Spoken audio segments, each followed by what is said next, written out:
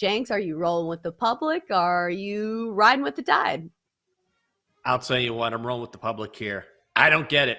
Is this going to be one of those games, Chelsea, where Vegas just rakes in the money and Bama wins by 10? Because the one sabotage factor is Tennessee does not have a great defense. You can move the ball on Tennessee, but I think they can hang with Alabama. If this were at 7, then I would feel better about it for being on the Alabama side, but it's 7.5. You just got to go with the Vols here. And we always talk about the eye test and how much that matters. The eye test tells me, and I know you need to look at the numbers. I know Tennessee has some weak spots, particularly in the secondary. But man, Hendon Hooker has been unbelievable, and Tennessee has been blowing people out. They went into LSU, looked fantastic. Fine, the Tigers aren't good. Neyland Stadium is going to be just absolutely rocky. This is the biggest game for Tennessee in years and years and years. And even if Bryce Young plays for Alabama, and I know he's going to play, he's not going to be 100%. The Vols are 4-1 against the number in their last 5. I think the hook could be the crook here. I'm going to be with the public, even though it scares me a little bit. I am on Tennessee plus 7.5. Yeah, let's roll with the hook. And Hendon Hooker, who has the hook in his name. I'm with the public on this one, too. And I just can't find a way around it. It just feels like too many points because in the SEC, you're trying to take your win and get on with it because it's 7.5. That means you're going to be sweating this game if it's even close at the end because you need Alabama not only to win outright, but cover that big number. So I think for me, it's this Tennessee offense. You talked about the defense, and that could be a problem if Bryce Young comes out and looks like his former self, but there might be some rust. And I will say that Tennessee does have some good pass rushers. Their secondary is really the problem. But I think this offense is more than talented enough. Going against this Alabama defense has been the difference maker. They've been excellent at limiting opponents in the red zone. But when you have a dual threat quarterback like Hendon Hooker, and Alabama's really struggled with up-tempo offenses, and nobody has a faster pace than the University of Tennessee, one of the fastest pace offenses in the entire nation. So I'm going to go with the points here. I am rooting for the Vols big time in this one. Kickoff for this one set at 3:30 Eastern in Knoxville. Pick six. All right, so it's another squad play. I'm looking down this list, Jenks.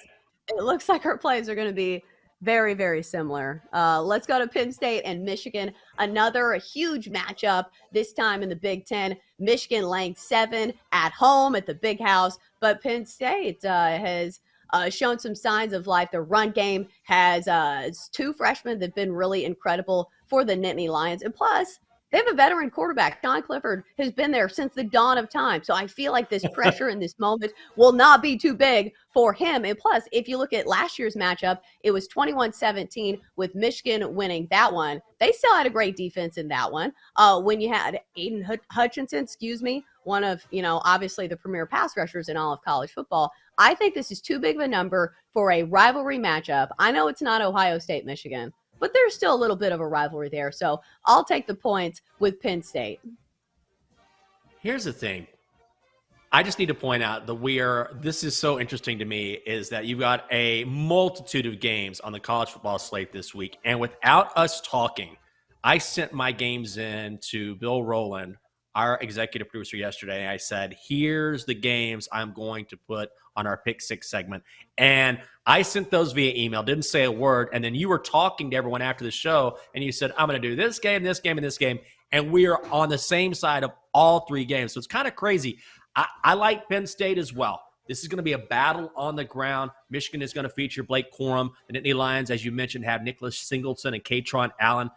Both defenses are exceptional at stopping the run, each ranking in the top 5 in the country. Now, neither of these teams have played a difficult schedule thus far, but this seems like it's going to be one of those grinded-out games. I like the under in this matchup as well, with a total set at 51.5. But the Nittany Lions have had 2 weeks to get ready for this one.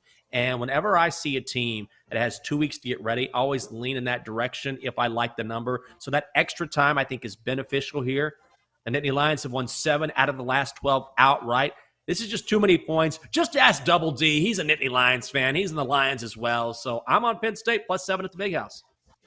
And also, J.J. McCarthy has been great for Michigan, but this is his first start against a ranked opponent. So we shall see if he's going to be as good against a team that's actually ranked. So I think that's the difference maker for me. And plus, in college football, I feel like we are on the same page on a lot of these because I would rather take a team that's getting points, especially at a touchdown. I would not want to be sweating laying a favorite, laying that many points. Coming up in 10 minutes, our best player props and anytime touchdowns for Sunday's NFL action. But let's continue on with our college football picks.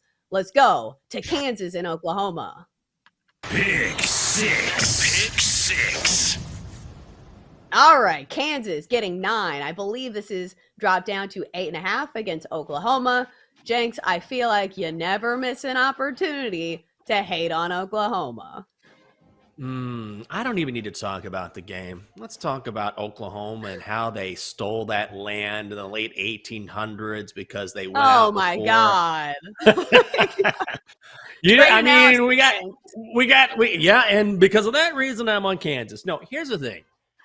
Oklahoma has quit, Chelsa. This line is stupid. This line is so stupid. I don't care if it looks like a trap. There is no way that Oklahoma should be laying 8.5, 9 points to Kansas. Did anyone watch Oklahoma against Texas? Number one, Texas getting back to being a much better football team. They're playing good football, but Oklahoma quit. I can't remember the last time I watched a Sooners football team quit in a game, which is a credit to them because Oklahoma has dominated the Big 12 for the past decade. I've watched Texas suck for the past decade. But this Sooners team has nothing to play for. Their defense is a complete mess right now. They are all over the place. You can move the ball on them. And yeah, they get Dylan Gabriel back this week at quarterback. It's not going to matter because if he throws outside the hashes, he's going to overthrow you. He has a huge problem with that. Oklahoma doesn't have the playmakers it used to have. They're playing for nothing. They cannot win the Big 12. They're playing for absolutely nothing. They are a mess. And even though the Jayhawks are without Jalon Daniels, Jason Bean, their transfer from North Texas, looked really good last week against TCU. Jayhawks are still in the middle of the Big 12 race. I think Oklahoma folds in this one. I would look at Kansas outright, but I will happily take the Jayhawks plus this monster number. It's way too big. I don't get it. Yeah, Jenks and I are going to be riding with the public, I think, on all of our plays. Right now, Yes. Kansas is getting 72% of the money, and I think people are doing just that. They're fading Oklahoma. I know the big question mark, like you said, is the quarterback issue for Kansas, but Jason Bean already has some experience under his belt, and also he gets a full week of practice with reps as the number one quarterback. He doesn't have to go in unprepared. And here's the thing. I'm on the radio in Wichita, and they were talking about this game, and they said Jason Bean is a good fill-in for Jalon Daniels because he is the same style of quarterback. So they don't have to tweak anything on that offense. And plus, Kansas continues to be undervalued in the market. They're 5-0-1 against the spread this year. Meanwhile, Oklahoma continues to be overhyped as they continue to be one of the worst teams against the spread in the Big 12. So for me, it's all about Kansas and also fading Oklahoma. But Jenks, it's crazy that we're on all the same place. It makes me a little nervous. It makes me nervous too. And Chelsa, not only are we on the same plays, but we're both on all of the public sides here. So we're with the public on everything. Aren't we smarter than that? Should we be better than this? Shouldn't I be talking about how, you're going to get screwed betting on the Vols, Alabama's going to blow out Tennessee? But you know what? I cannot make the case for any of these non-public sides. Maybe the public has a big weekend. It does happen. What was it, a few weeks ago in the NFL when Jason Scott from BetMGM came on the show and he said, he was talking NFL, but he said the public had a great weekend. We just got beat. It does happen from time to time. It probably won't happen in all three of these games, but it's really hard for me to take a side with any of these big favorites because these are big games. And especially, I hate to keep going back to it, I don't know what I'm missing with Oklahoma. Just watch that team. You're watching a bad football team. Yes, it makes me very happy, but KU is good. Maybe this is one of those games where we're giving Oklahoma too much credit for being Oklahoma and we're fading Kansas because they're Kansas. Things are completely different this year. So that's the bet that I'm most confident in of all my bets this weekend, even though it is definitely a square side. Well, here's the thing about just fading the public, because a lot of people do this. They, fade the public. But I think this is just one ingredient in the stew that is your handicapping. Like, it is a factor, but it's not the only factor. So I think if you have a strong feeling about a play and then you look at the numbers and the public's on it, you stick with it, because the worst feeling is when your gut instinct was right and telling you, hey, this is the play, I really like it. And then you're off it just because the public is also on it. So also, I think most of the public play will come on game day or even Friday night. So maybe we haven't even seen most of the public money come in just yet. So I'm not off it just because the public is on it. Go ahead and call us squares. I don't care.